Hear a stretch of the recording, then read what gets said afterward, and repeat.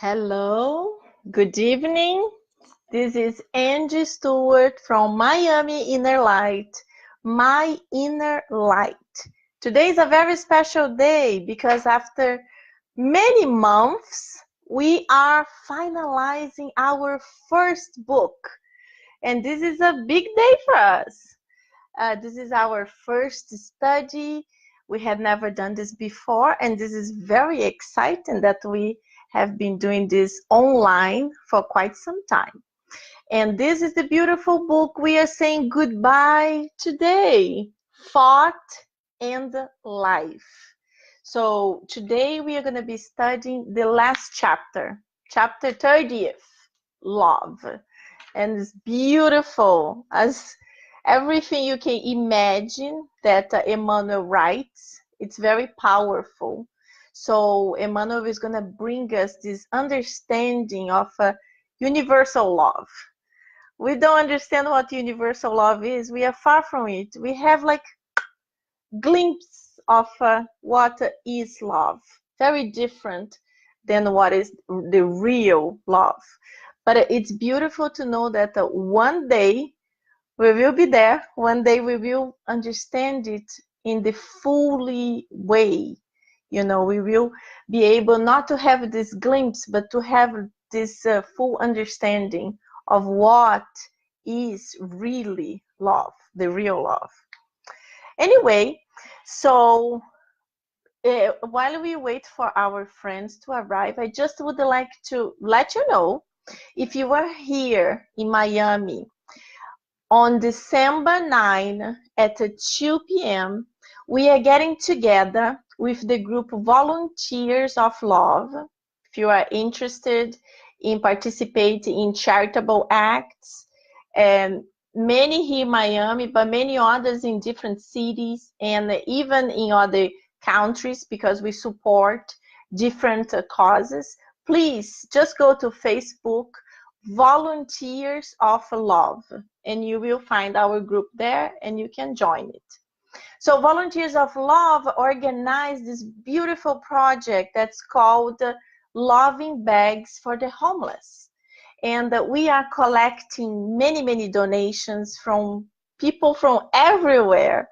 It can be financial donations, or really the items that we are going to be placing in these bags, and we will be distributing to the homeless in Miami and in Fort Lauderdale. We did this project for the first time in Miami last year, and we were able to get 477 bags. It was a blessing. We were really like amazed.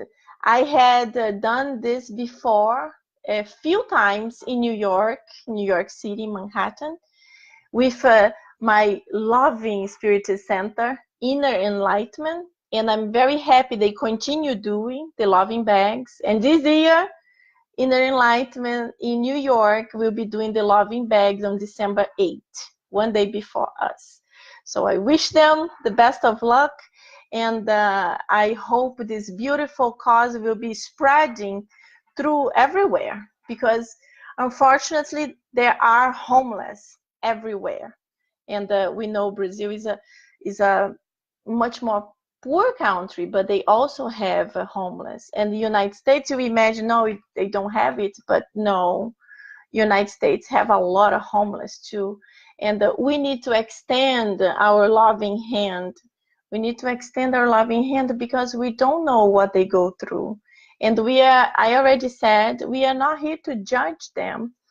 There are many different causes that bring people to become homeless. We are not here to judge. We are here just to extend a hand. We know that the bags are not going to change their lives, but as some of them say, they go from being invisible, from being visible. It's almost like, wow, you see me? You are giving this to me? So give them like a little boost of energy to try to get out of this very difficult situation. So my friends, if you want to join the Loving Bags, please send me a message or go to Volunteers of Love and you will get all the information how to join and how to participate with us in many different ways. So coming back to here, to our study, we always start the study with water. In Spiritism, we believe the water can be blessed by the enlightened spirits. So if you have it, put it next to you and it will be your medication. Not today only, but you can keep this water through the week and you can replenish, put more water, pray, and you can have more water until we come back. So let's just take a few seconds now to connect with the enlightened spirits through a prayer, and then we can go a little bit more about our books, okay? Dear God, beloved Master Jesus, thank you so much for so many blessings we are always receiving in our lives. Thank you so much for the opportunity to be connected over the internet, here in Kardec Radio, spreading the word of Spiritism to everywhere, to everyone that understands English. Thank you so much for this blessing, Master. Understanding this will help a lot of people. They will be listening to this later on, and hopefully it will touch their hearts as it touched our heart. Thank you so much. So be it. So my friends, let me just say hello to the ones who are here. Steve McPherson, hello Steve, nice to see you here. You are also in Florida. Hopefully we are going to meet one day. We're not that far away. Marcia Ribeiro, hello Marcia, welcome, welcome. Katy Liu and Teresa Castro, hello girls, nice to have you here. Very nice. Teresa is with us. Sun's Inner Enlightenment. And then when I moved here, I was doing this privately in Skype, and Teresa was already there. So Teresa, you are always there. Sol Souza also. Sol, since the beginning, you are here with us. Very good. Joelma Vargas. Hello, Joelma. Welcome. Say a prayer for me, for all who needs. Yeah, Joelma. We also do a prayer at the end, so it helps us to connect with more positive energy. Katy Liu, Sol Souza, Carla Marques, my dear Carla. Angela Pereira, hello, Rosangela, my friend from New York too. Nice to have you here. That's awesome. Very good. Steve said, hello, Angie. I'm from Pompano Beach, representing Broward Spiritist Society. Yes, Steve. Soon we will meet. I want to visit you guys too. I have to explore a little bit more of Florida. I'm stuck here in Miami. I need to open my horizons too. But anyway, coming back to our study, as I said in the beginning, today is our last chapter. Chapter 30 of this amazing book, Thought and Life. And we are going to be talking about love. It's an amazing subject. It's an easy piece of cake subject. Last week, we talked about death. Death is much more complicated, much more difficult. But Emmanuel is able to make everything easy, is able to help us to understand even the difficult subjects in a very, very smooth and beautiful way. So if you want to continue joining us, next week we will be studying this book, Among Brothers of Other Lands. Beautiful, beautiful book, also very, very interesting. And it was psychographed by two mediums, Francisco Xavier and Valdo Vieira. And it's very interesting because this book was psychographic here in the United States. And Chico Xavier did not speak English at all, nothing at all. And he psychographic beautiful messages in English. Valdo Vieira too, but Valdo already spoke English. So it's very touching because the messages come from many spirits and relate to foreigner lands, to people from other countries that spoke different languages. And it's very important for us to understand it. Lots of us are from different countries, living here in this beautiful US, this country that I love so deeply, that opened the arms to receive me. And I understand that all of you too. Even if you came here in a different way, even if you came here and you struggle for whatever reason, if you are here in the United States right now, it's because you're supposed to be here. It's because something brought you here, or your wish or life. But as we know in Spiritism, nothing happens by a chance. So everything happens has a reason. Maybe we don't know the reason yet, but it has a reason. And I understand my reason was really to be able to study Spiritism in English. Yes, and I took many years to understand that. I had no idea. In Brazil, I was not a Spiritist. And when I got married to my husband, who is American, and I was coming to United States already, everything is already set to move, that's when my mediumship exploded. Was a full bloom of mediumship that I had no idea of what was that. So long story short, I had to immediately search for help. I thought I was going crazy. And then the good spirits brought me to a family that I love very much, and they understood of what was mediumship. And when I told all my turmoils, they said, "You are just a medium." And I was like, "Really? That's it?" They said, "Yeah, that's it. That's basic, very easy. Come with us to Spiritism. You will understand everything." So that's how I started my spiritual life in Brazil because of disturbed mediumship. Then I moved to the United States. I didn't know any Brazilians, none, none. The family of my husband, they are all Americans. And of course, they had no idea what Spiritism is. They are all Protestants and few of them Catholics, and they had no idea of what was it. Took me one full year studying in the internet to finally meet one person that understood about Spiritism in the United States. He was actually in California. So we exchanged messages, and he knew all Brazilians everywhere, and he's the one who put me in contact with the first Spiritist center in Queens. And from there, that's how I started studying Spiritism in the center. I spent 5 years there, and then I left to open Inner Enlightenment, where we went to study Spiritism only in English. Because, first of all, I received a message.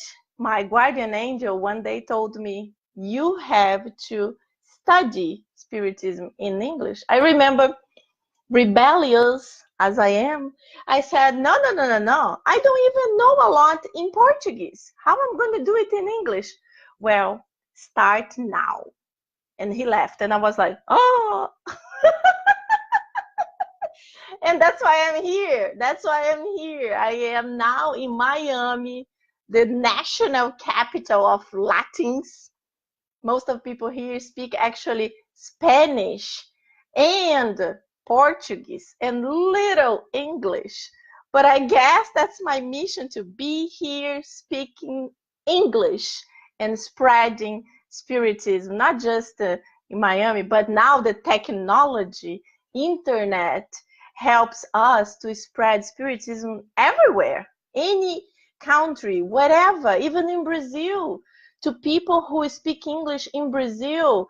I always tell my friends, you are improving double, because you are improving your knowledge of Spiritism, but you're improving your knowledge of English. That's awesome. So we are all learning. We are all learning. We are all learning all the time. So let's go to read about love. And when we finish, we are going to go to the gospel according to Spiritism. And the chapter we are going to study today is very much connected to what we are going to be studying here. So if you stay to the second part, you will understand what I'm talking about. So please, if you want to ask any question, if you want to say anything, please write it down, write it here. I will follow, and then we can talk about it. Hello, Vanessa! Vanessa from Kardec Radio. She's the one who helps so many different speakers to be talking about Spiritism. So thank you so much. You're always helping so many people, not just us, but so many others. Daniela Stefanelli. Hello, Daniela, my dear. Happy to have you here. I guess your babies are sleeping. 3. Very good. Let's go. I will read, and when we finish, you can make comments and or ask questions, or we can learn together. Love. Pure love is the Creator's reflection in all creatures. Love shines forth in everything, and everything throbs with the same vibration of wisdom and beauty. Love is the very foundation of life, and justice is the basis of all law. Love sublimely manifests itself in the harmony of the worlds, exalting the glory of the infinite, just as it does in the forgotten flowers of the field. Through love shines the soul of all major religions that have existed in the course of civilizations, bringing systems of faith that sought communion with divine goodness. And in the same love is the foundation of every desire for solidarity amongst mankind. It is the divine plasma enveloping all creation, the very breath of a God, permeating the universe. Love is the silent hope of heaven, awaiting the evolution of all principles, while respecting the decision of all consciences. By virtue of this blessing, each creature is assisted on its own level. The Lord loves lowly warm, and gives the worm many thousands of centuries to rise from the slime of the abyss, just as much as he loves the angel who represents him. The life fluid that nourishes the rose is the same that sustains the prickly thorns. The same tree that harbors the defenseless bird can also harbor the serpent with its deadly venom. The criminal who suffers behind the penitentiary walls shares the same prison with the good administrator who maintains order. We repeat that love is the reflection of God, our Father, who is compassionate towards all and who does not violate our free will. Because of his infinite love for all, he determines that according to our deeds, every conscience is always under the law of responsibility. Again, because he loves us, we are allowed unlimited time to walk the path of ascension to him. Whenever we thoughtlessly choose the ways of evil, he allows us eternity itself to return to goodness, and that is his unchanging rule. Because we are his heirs, rays of his infinite intelligence, and because he himself is the eternal love of all creation, in all and every part, he has established that each spirit should reflect on what it loves the most, thus transforming itself into light or darkness, joy or pain. This is the reason why Jesus, the divine example, whom God sent to earth to enlighten us, always takes the love of the Father as his source of inspiration. Jesus loved without expecting to be loved, and while helping others, never had any thought of being recompensed in return. As descending to the human sphere out of love, Jesus humbled himself out of love, helping others and suffering out of love. Passed through the world with his thoughts raised up to the celestial Father, reflecting his wisdom and mercy. And in order that the thoughts and lives of all of us should reflect his footsteps of light, he left us, in the name of God, his unforgettable commandment: love one another as I have loved you. Wow, so beautiful, so powerful. And when we think about love, we're like, love, so beautiful. But this type of love is the love that I was talking before. This is the universal love. This is the love that we should feel by everybody. Everybody, really. Not just the ones that we care. Not just a person that we love, the husband, the mother, the son, but everyone, our neighbors, that's a difficult person that you have a very hard relationship, criminals, people that hurt others. So when you think about it, you're like, this is very difficult. It's very difficult to love someone who killed an innocent person, for example. Yes, I understand it is. It is very difficult for us, especially for our level in the evolutionary path.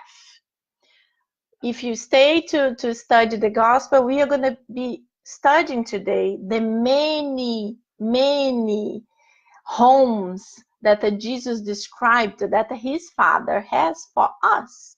These homes, they are many different worlds that are inhabited by spirits of many different levels. So we know the planet Earth is like a middle level. It's not like a lower level planet, but it's not also a very elevated one. So here we have everything. We have a lot of pain, but we have already germinating this beautiful love, this charitable instinct in everyone. So this is beautiful for us to understand. It is here already. We had many beautiful examples in the past, spirits that really came to make a difference. We start with Jesus. Jesus was one man in the time there was no internet, no radio, no TV, no telephone. And he became super popular all over because his message of love was so powerful. It was imprinted in everyone who listened to him, and later on to the disciples, and later on to the people who heard the disciples, and it started spreading through the epistles of Paul, Saint Paul, one of the disciples that actually never met Jesus when Jesus was alive, when Jesus was incarnated on earth. But it touched him so deeply that he transformed himself. Paul was Saul, was the persecutor of the Jews. He wanted to exterminate them. And when he met Jesus in that amazing passage of the book Paul and Stephen, he really saw Jesus, and that light that was Jesus blinded him, and he was blinded enough to analyze his life and understand that what he was doing was wrong. And he changed so much that he was able to create these beautiful epistles. They copied. They didn't have any kind of printing company. It was hand copy. So there were many hand copies that were spreaded and changed the word with his teachings, inspired by Jesus to all of us. So what can we talk about it here? What can we analyze in this beautiful message? Please tell me something. Don't just stay listening, because I like the exchange. Before we were on Facebook Live, we were in Skype with our cameras, and then we also were in blue jeans, and I really enjoyed seeing the faces of everybody and having our group discussion, small group discussion, but it was so good. Now we are here, I don't see anyone, so the only thing I can do is read. So if you want to say anything, please write it. So Emmanuel starts here making this comparison, teaching us how Jesus really loves us universally and equally in every single point. And he starts that love is the very foundation of life. So love is the base of life. And justice is the basis of the law, and they walk together. And then he continues that love sublimely manifests itself in the harmony of words, exalting the glory of the infinite, just as it does with the forgotten flowers of the field. So he talks about the worlds exalting the glory of the infinite, talking about this macro love, the billions of galaxies out there. So God created all of this.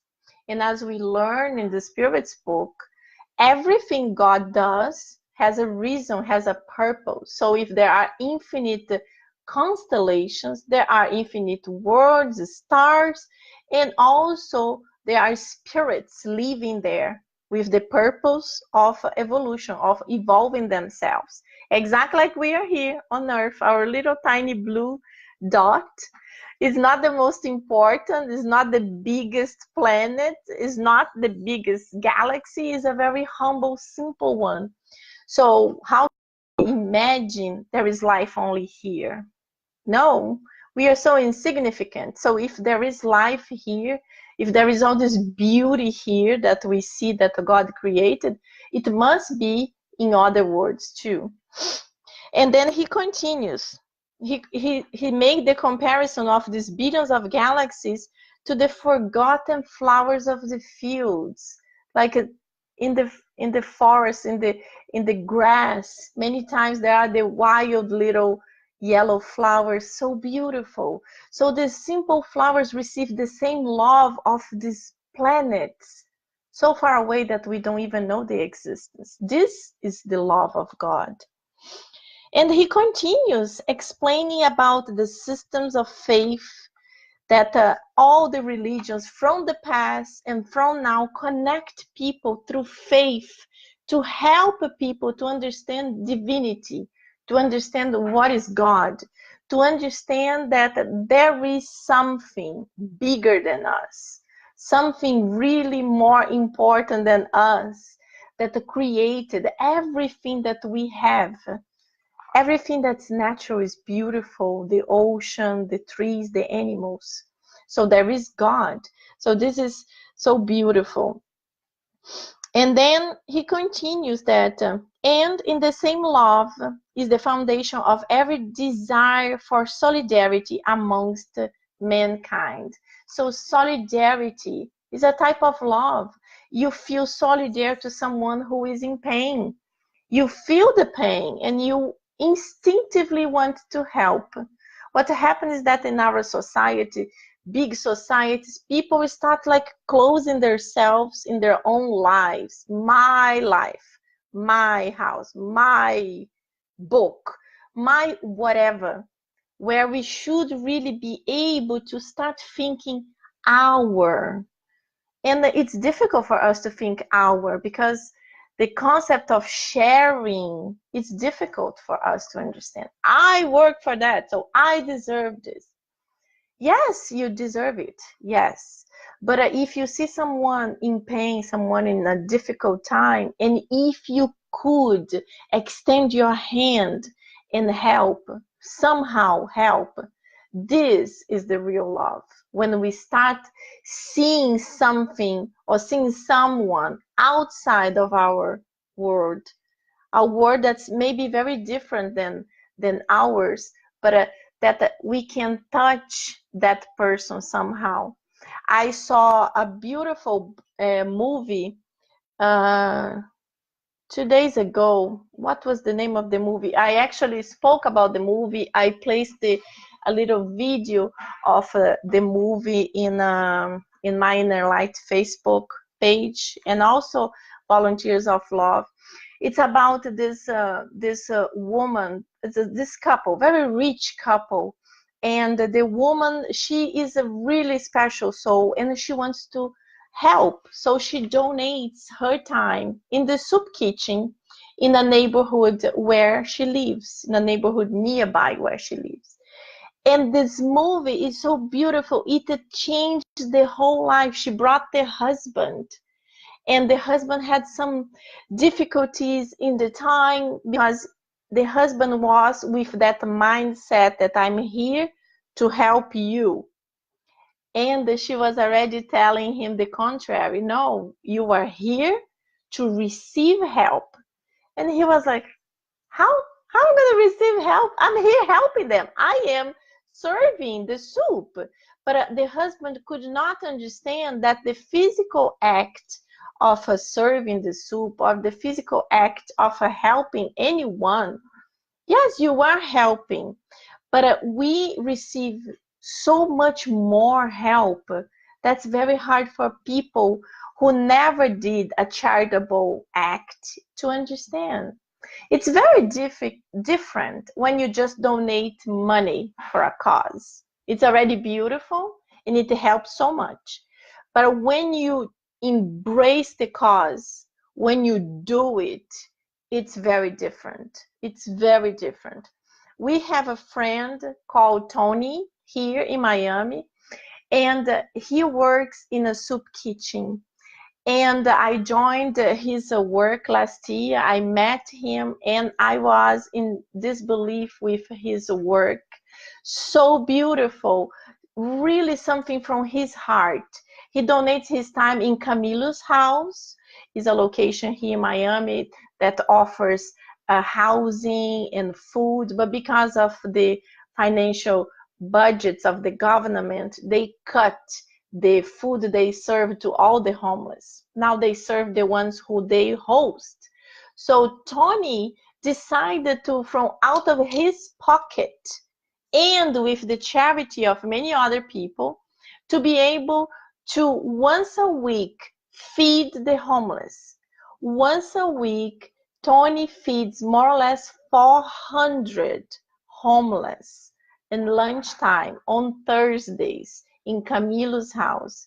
It's a beautiful work. It's really a charity from his heart. And if you ever have the opportunity to meet him, you will understand he does it from his heart.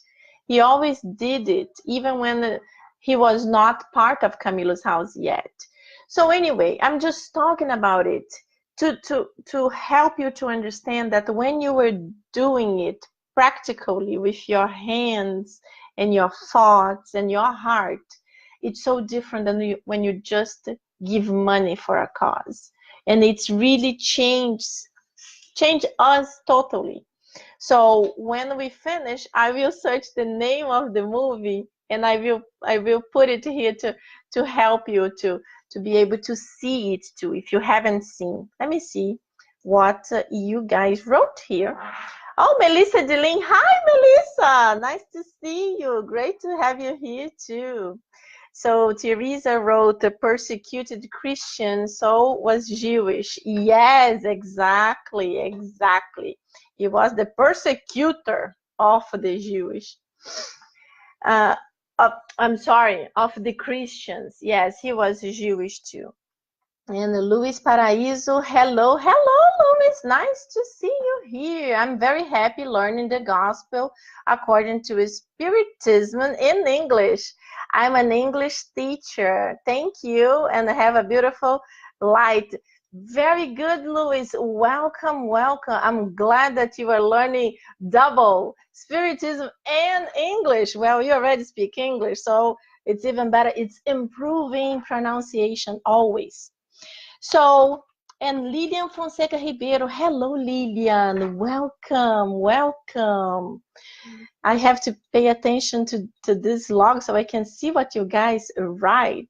Oh, Steve wrote the name of the movie. Same kind of a different as me. Yes, Steve, thank you so much. So if you have the opportunity, please watch this movie. I saw on Netflix. It's so beautiful, so touching. You cry so much. It's very, very powerful. So Emmanuel continues making the comparison of everything, teaching us how God does not judge anyone and does not give more to one than the other. God is really the one that gives equally to everyone. And that's how we're supposed to be. But we're still far from that. So he compares the lowly worm with the angel, understanding that the worm has thousands of centuries in order to be able to evolve. But he will evolve too, as the angel. The angel also evolved. Like Jesus create all of us simple and ignorant, like very basic. And through many thousands, millions of reincarnations, we evolve, and one day we will all be angels. But this takes a long time, and it also takes our own effort, our free will. When we take the right choices, when we start learning how to make less mistakes and more right choices, we evolve faster. And that's how it's talking about. So he makes another comparison of the bird and the serpent. So it doesn't matter the bird, that little angelical being, and the serpent who is a venom, who has venom and can kill the bird, but he loves both of them and give both of them a tree to live and to nest and to be able to go through their evolutionary path. And it continues. And then he says, God, our Father, who is compassionate towards all and who does not violate our free will. So this is very important. Our free will. We have free will, and we are the ones responsible for our evolution. If we are going to be evolving faster or slower. And then he continues talking exactly about that. He allows us eternity itself to return to goodness, and that is his unchanging rule. So we can make a lot of mistakes. We can go through many, many bad reincarnations, and God will allow us to go through them, making these mistakes because we are not utilizing well our free will. But then he will give us infinite time to come back, infinite time to realize we made mistakes. And if we made mistakes, we need to regroup ourselves, have another reincarnation, another opportunity to be able to be facing the same type of mistake, but then taking the right choices this time, improving, evolving. So that's how God is. And he says, Emmanuel says, never had any thought of being recompensed in return. This was Jesus. Jesus was like this. He always did good. And he never, ever thought about, oh, hopefully that person is going to give me something, or that person is going to do any good to me whenever I need, or I'm doing good now. I hope when I'm going through a hard time, that person will gonna be doing some good for me too. Because this is more or less how most of us think. You know, we have these glimpses of love towards everyone. I say glimpses because we are normal human beings. We are like in the middle stage. We are not very evolved.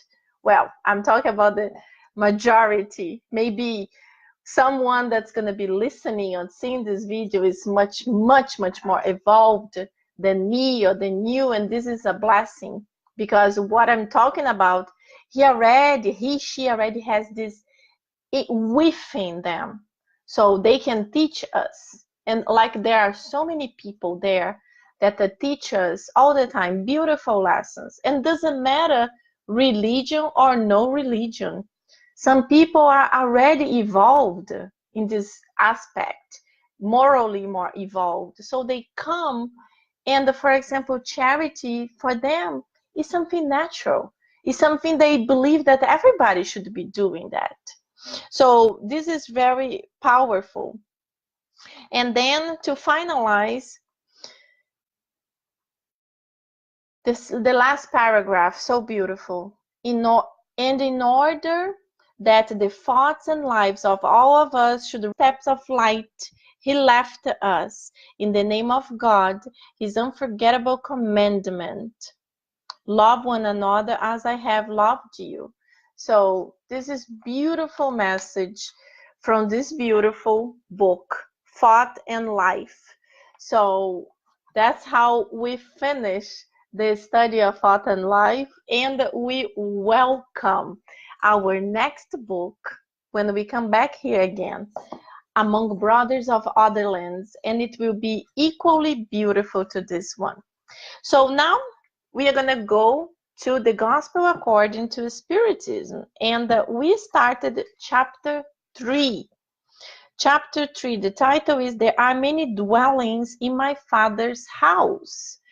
It's beautiful because, as Jesus told us, many dwellings in my Father's house. So God has this huge mansion, and there are many chambers, many rooms, and each room is for some of his kids. We are in many different rooms. So in the number 2, we start the different states of the soul in the errant state. So I will read just a little piece. The Father's house is the universe. The different dwellings are the worlds that evolve in infinite space, offering to incarnate spirits stations appropriate to their advancement. So, as we understand these dwellings, as we know Spiritism, on Earth, on the planet Earth itself, we have many different people, more evolved morally or intellectually or both. So imagine this type in different worlds. As I mentioned before, the planet Earth is in the middle. We are leaving the phase of tests and atonements, and we are starting regeneration in the first years of regeneration state. But there are worlds that are very old and much, much, much more evolved than us. So in these chambers, in these worlds, the spirits to live there, they are already much more evolved than us. And there are worlds that are less evolved than Earth. There are worlds that were created more recently. But let's talk about the billions of years, not like a year ago. Let's think in a macro way. That's very hard for us sometimes to think about these numbers. But in planets, we have to think like that. So this is what the number 2 means, that there are many different words to the many different types of spirits that will inhabit it. So the number 3, we come to the different categories of inhabited worlds. So this is the one that I'm explaining. There are different categories to the different types of spirits. So we have to understand also that these inhabitants, they are physically and morally even less evolved or more evolved than Earth. So physically and morally. Doing the gospel this week with my husband, we end up opening the page about the different evolutionary planets. And my husband asked a question, well, but it's already possible to reach to other planets via a robot, via cameras, and no life was found. There is nothing there. Maybe water, but it's impossible to have life. But when we come here, we see physically and morally. So when we talk about physically, the physicality of our bodies on Earth, it's dense. And we understand because of this evolution, because of these different words, every word is done in a different type of constitution, in a different type of energy, per se, if you can say.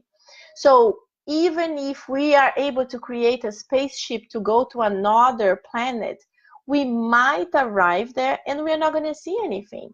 But it does not mean that there is no life there. Because as we understand, God creates everything with a purpose, and every planet is inhabited. So we might not be able to see with our eyes, but the spirits are there, maybe in a different type of dimension, in a different type of physicality, but there are spirits there. So this is important for us to understand. And then number 4, talk about this classification, these types of words. How can we understand it? So the first sentence says, on intermediary words, there is a mixture of a good and evil. That's here on Earth, a mix of good and evil, sometimes a little bit more good, sometimes less, but that's the life here on the planet Earth.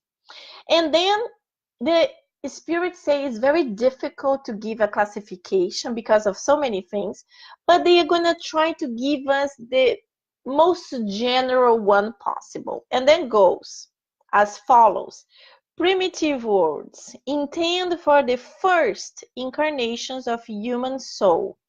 So these are the words that the human soul, that when it was just created, as we know, there are the animals, and then from the animals to the human beings, we don't understand. The spirits tell us that we cannot understand yet how exists this transition, but there is a transition and there is something more there, but we cannot understand. But when this soul becomes the first state of human being, this being goes to live in this primitive world. So the first words, they are rough, they are tough, but the spirits who live there are in the same style of evolution. And then goes to words of trial and expiation, where evil dominates. So we still can say that the planet Earth is trials and expiations because we feel like this. So many atrocities we see all the time, and they're very painful. But the planet Earth is living trials and expiations. This is in the last little bit. It's actually left already.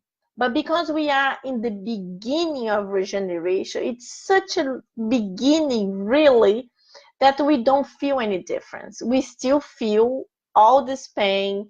We still feel all these difficulties, all the negative things, the envy, gossip, murders.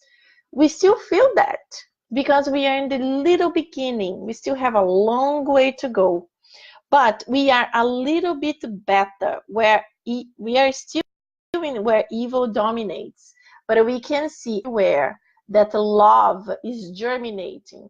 Today I saw a beautiful interview from the man who created Tom's. Tom's is like as a brand of sneakers, and then became a brand of shoes. And Tom's was saying that he was very touched by kids that had no shoes, and he decided to create this brand called Tomorrow. Like he wanted to offer a better tomorrow, but he couldn't write tomorrow, so he wrote Tom's. And then actually everybody started thinking that his name was Tom, but no, his name is not Tom. But then in the interview, he's talking about all these things that he started thinking, how can I help somebody else? So with this brand of shoes, Tom's, beautiful shoes, when you buy one shoe, another pair is donated to someone. And this is amazing when you think about, my God, if I buy one shoe, I will be helping someone around the world. This is beautiful. It's a bright idea. It's a genius idea. And then because of that, he said he started thinking a lot about the terrible shootings that happen in the United States. Unfortunately, it really has become something common and extremely painful to see that so many, especially kids, so many kids suffer so much. And, it's very difficult to talk about it because a lot of people in the United States, they are pro-guns, and it's part of their constitutional rights, and they understand they deserve it to protect themselves. But what many times is forgotten is that this protect yourself can hurt other people. We understand that when the Constitution was written, it didn't have machine guns, it was very different. But it doesn't matter. He is creating something that if you go to his website right now, toms.com, he created a postcard where you're just going to put your first name, last name, email, and where do you live in the United States. And he's going to send a physical postcard, a paper postcard to your governor or to your representative, asking to establish gun controls, not forbidding guns, as he understands that this is the American right, but really obligating everybody who wants to purchase a gun to have a universal background check, what is extremely important. And there is not something really done in this sense. There are many different types of backgrounds and not really a standardized and tough one. So this is what he's trying to do. So it's free. You just go to toms.com and you are able to send a postcard for free to your congressman talking about establishing this very standard guns, and not guns control, this very standard gun check on anyone who would like to purchase a gun. And what is really important, really important. So if you can do it, go. I did mine already.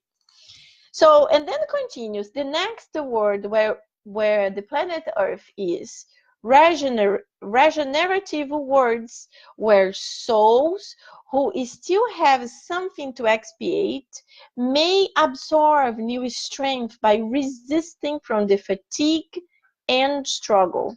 So this is how Earth will become soon. So this is a blessing. We are not feeling this right now, but we will be reincarnating here, and we will be feeling this. So this is very positive and very happy for us to listen. But in the future, we will be able to go to happy worlds. So happy worlds where the good outweighs evil. So this is like, wow, it's hard for us to believe, hard for us to understand, not to believe. We understand, but it's hard for us to imagine living in a world where good, positiveness, love outweighs evil. So evil is much smaller. This is beautiful. There is hope. This is awesome. And then we have heavenly and divine words, the inhabitants of a purified spirits, where the good reigns completely. This is really outstanding. So these are the heavenly or divine words, where the inhabitants are pure spirits, where the good reigns completely. There is no evil, it's just good. This is like, wow. One day we will be there, one day. So earth belongs to the trial and expiation category, and that is why humans on it are the target of so many miseries. So you know, this book, The Gospel According to Spiritism, was written in 1864, and through the mediumship of Divaldo Franco, I'm sorry, we learned through the spirit of Bezerra de Menezes. He's the one who told us in, I believe was 2011, in the big Spiritist meeting in Brasília, the capital of Brazil, that the Earth had started the process of regeneration, the regeneration phase. So 2011, it's only a planet. 7 years is absolutely nothing. It's like 7 seconds. So we feel like a trials and expiation for sure. And then we go to the Earth's destiny, the cause of earthly miseries. And then he goes, the spirits go. One must remember that not all humankind is to be found on the earth, but only a tiny fraction of it. Actually, the human species entails all beings endowed with reason, who populate innumerable worlds of the universe. So this is what we spoke before. There are many dwellings on my Father's house. So we are here, but there are so many others. And then number 7, we have this is very interesting. Hence, in the same way that a city is the whole hence, in the same way that in a city the whole population is not in the hospitals or prisons, the whole humankind is not on the earth. And as just as one leaves the hospital when one has been cured, and the prison when one has served one's time, humans leave the earth for happier worlds, where they have been healed of their moral infirmities. So this is how we have to understand. There are many words to many different, and the whole population is not located on earth, but is spread everywhere. And then he gives this comparison that in a city we have everything. We have hospitals where everybody there is sick. We have prisons where everybody there committed some kind of crime, but they are not the whole population of that city. So we cannot really see something in one partial vision, because we have always to have the helicopter view, where we see everything. We don't see just one tiny portion of that. That's how it's important.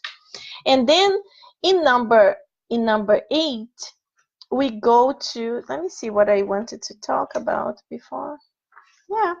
So in number 8, we go to highly evolved and less evolved words. So here we can start understanding these differences, these drastic differences, highly evolved and less evolved world. And then we can talk about, on the least evolved worlds, the beings that inhabited them are to a certain extent rudimentary. They have the human form, but they are devoid of any beauty. So these are the words that we can talk about, the primitive words, where the spirits are created and they are sent there to start their evolution. So it's it's funny for us to feel, oh, they are devoid of any beauty. And if you go to the museums and you see the first beings that they were found on Earth, you can understand that because they are their how can I say, their physical bodies is very rudimentary, because you have also to think about the conditions they were exposed to. So they lived in caves, they lived without any type of protection, so their bodies had to be covered for the weather. So it's interesting. It's interesting, but it's very interesting to see that they are devoid of any beauty. It's not that we are beautiful, but yes, we evolved. We got a little bit better. And then he goes, brute force is the only law. So yes, we can understand that's the law of the strongest. So the strongest gets whatever. But this is in the primitive worlds. We have to understand we evolved a lot. So this shouldn't be happening here. We still have spirits in this condition, but this is because of their free will. They use hers free will in a bad way, taking the wrong choices. But soon they will understand they are wrong. And if they continue with this, we know that because the planet Earth is evolving, is becoming this regenerative world, the spirits that do not better themselves are not going to be allowed to continue living here. They will be expelled to a primitive world. Because when the planet evolves, the spirits living in the planet, they have to evolve together. And if the planet is evolving faster than some spirits, the spirits remaining connected to evil will be expelled to primitive worlds. And there, in primitive worlds, these spirits who were living in a regenerative world will be more advanced. So in the end, it will be good for everybody because they will be more advanced from the others. They will feel pain because they will not like that, but they will bring a lot of knowledge. They will bring some light, even from whatever they are not doing right. They will be more advanced than the others. So as we mentioned before, God is always sharing his love for everyone equally to all of us. And we know that a good mother and father should love his kids all in the same way. But we also know it's difficult because we are fallible human beings. And we know that sometimes that mother and father, they have many kids. And some of these kids were already their loving beings from past lives. So when they reconnect, it's easy to love them.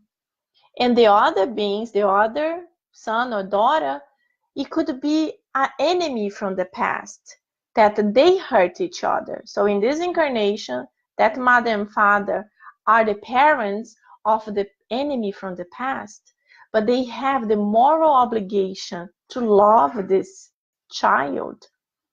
But because we are on earth, it can be difficult. It can be difficult. But they both have the obligation to better themselves, the mother and father and the child.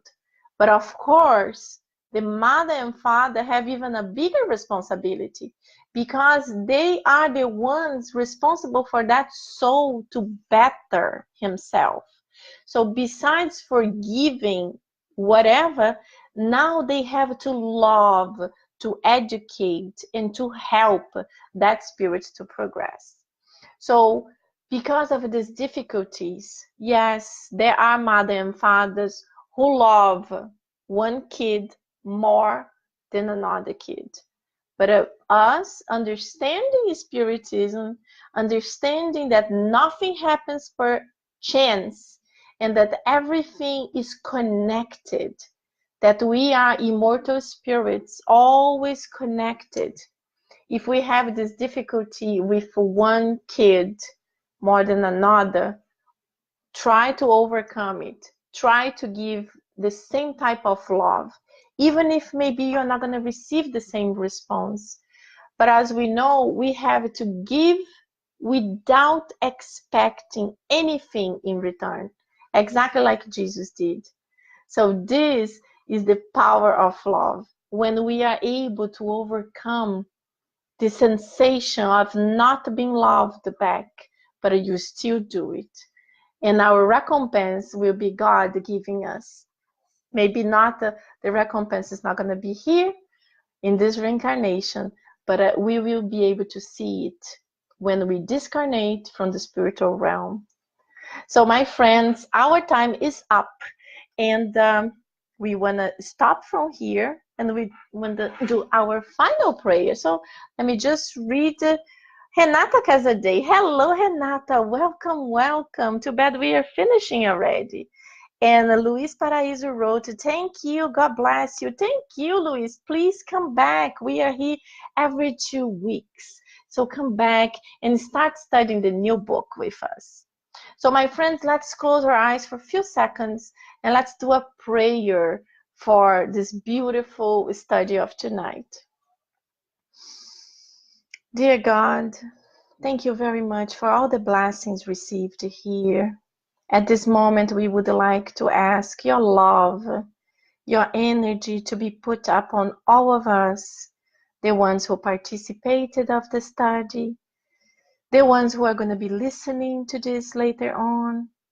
Thank you so much, Master Jesus, for always helping us, guiding us, inspiring us.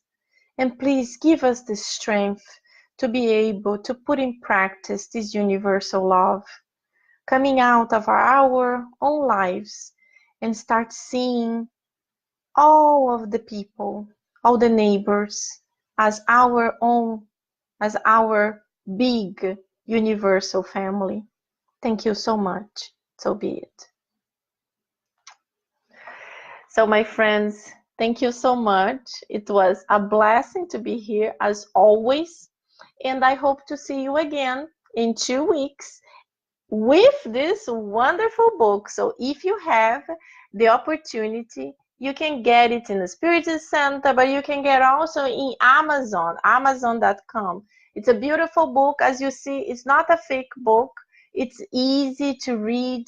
And in 2 weeks, I will be telling you a little bit about the story, how this book was written, the big adventure that Chico Xavier had here in the United States, visiting New York for the first time. Thank you so much. God bless you all, and I hope to see you soon. Have a great, great day. Thank you, guys.